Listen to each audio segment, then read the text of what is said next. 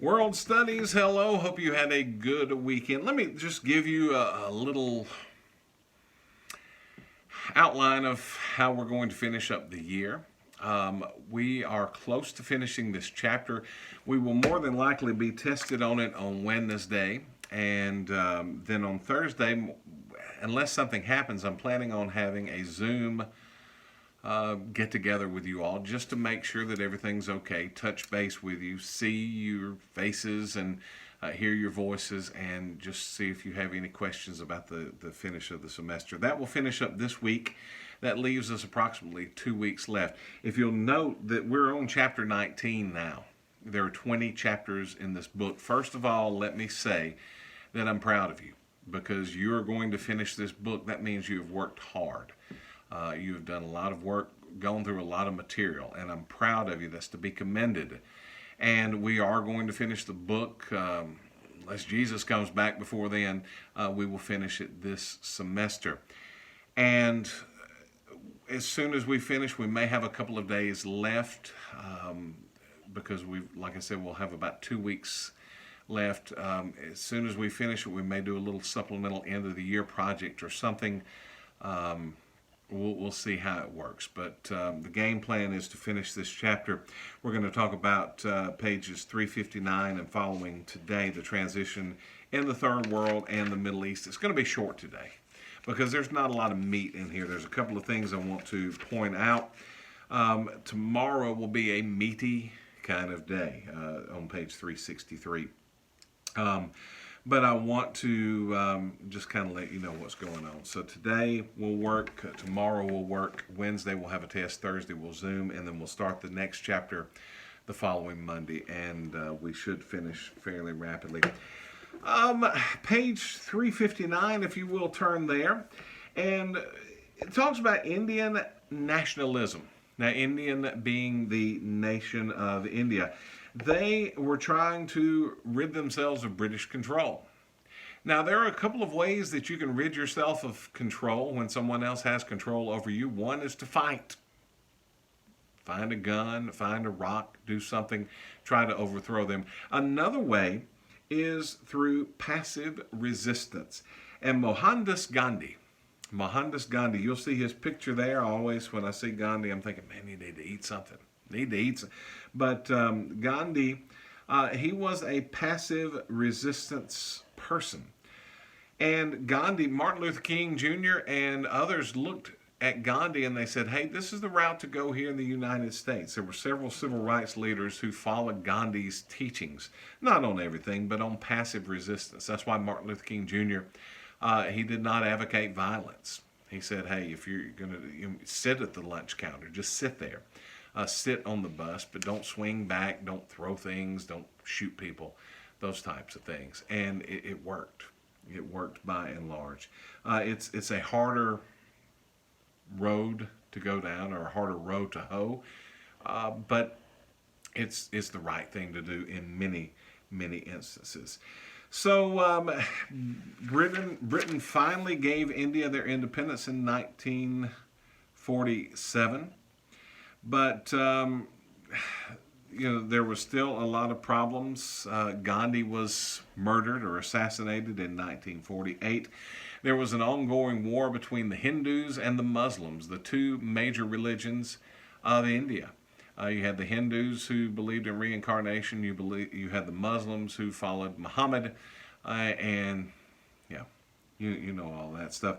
So anyway, they divided the Indian population into two nations.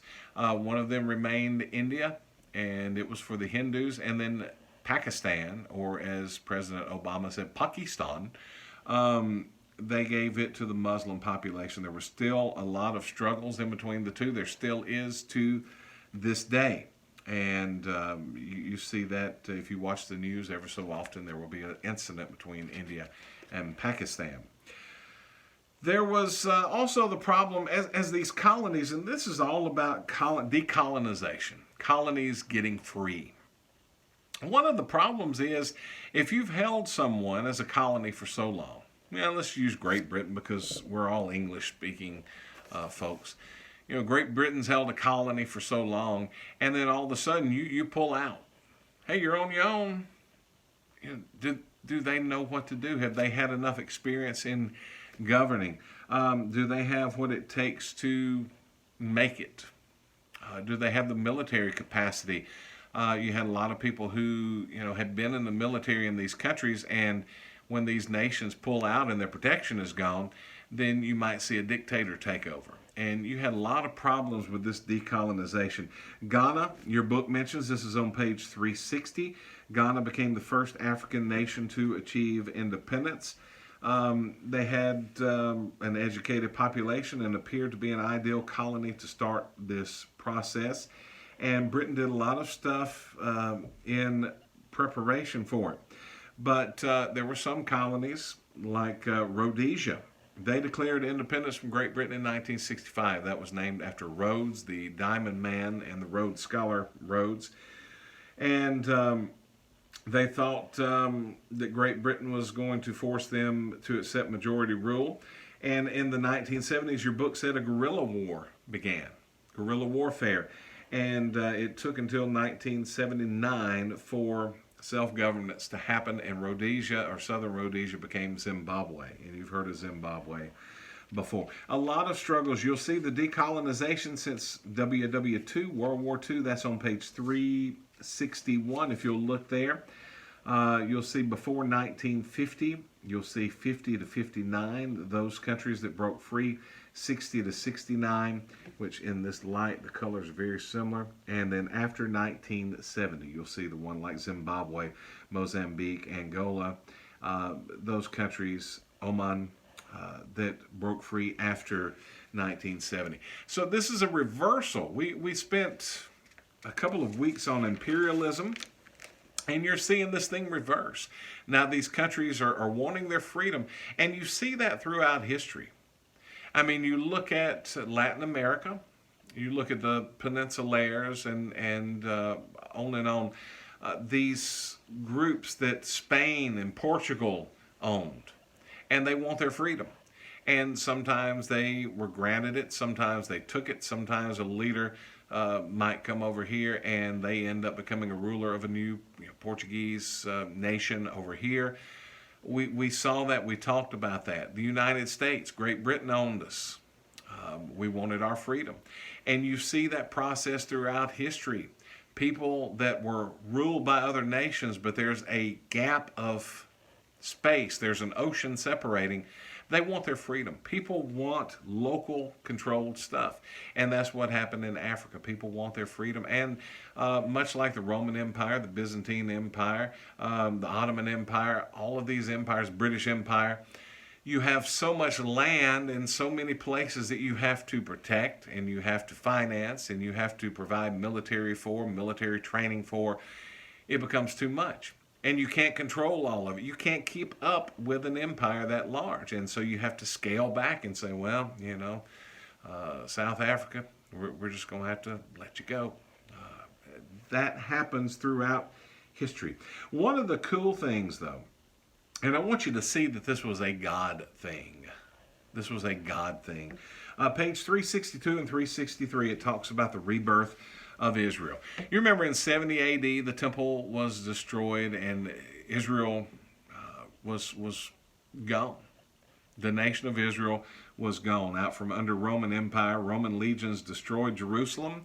And so from that time on, 70 AD until the 1940s, Jewish people just found a home somewhere in another nation, in another land.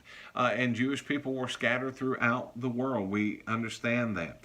But at the beginning, as your book says, of the 20th century, the beginning of the 1900s, Jews started returning to the area of Palestine in small numbers, and they would purchase land.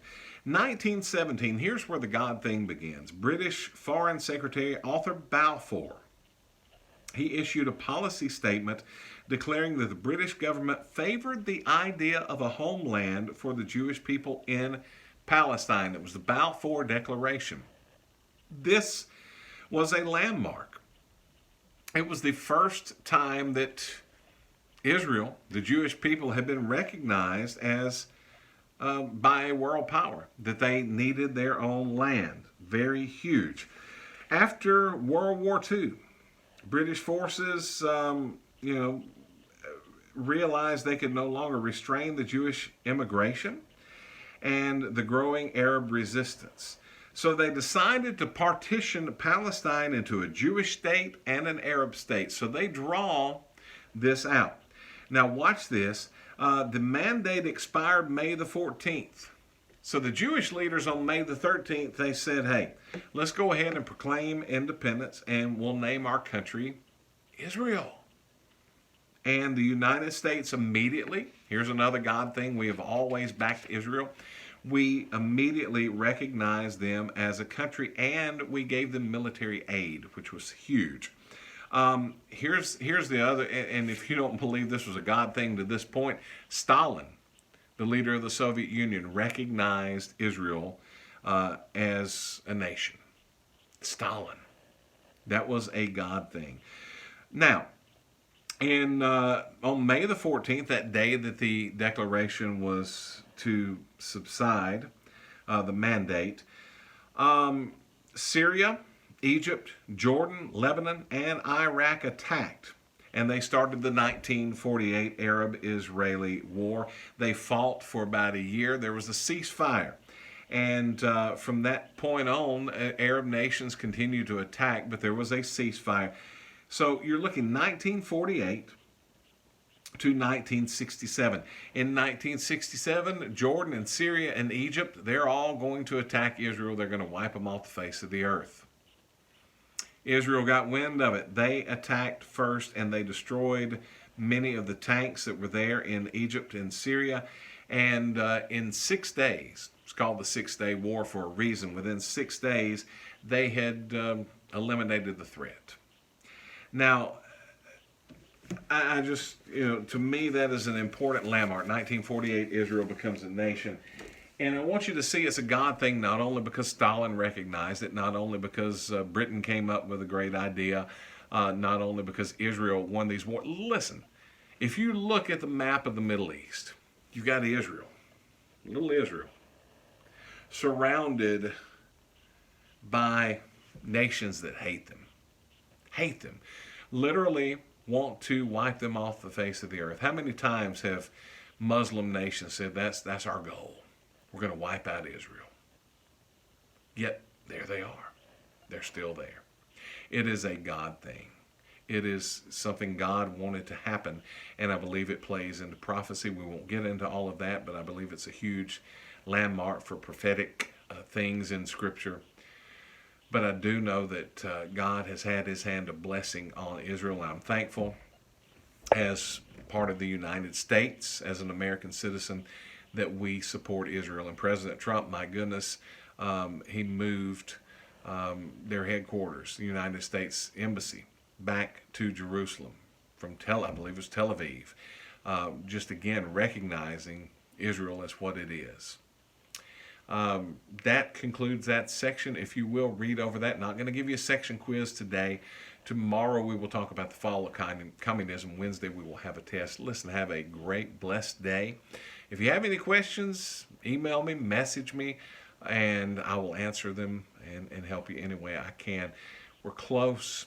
Hang in there a little bit longer. Stay safe. Stay well. Tell your families hi from me. Know that I'm praying for you. And, man, crazy year. Take care.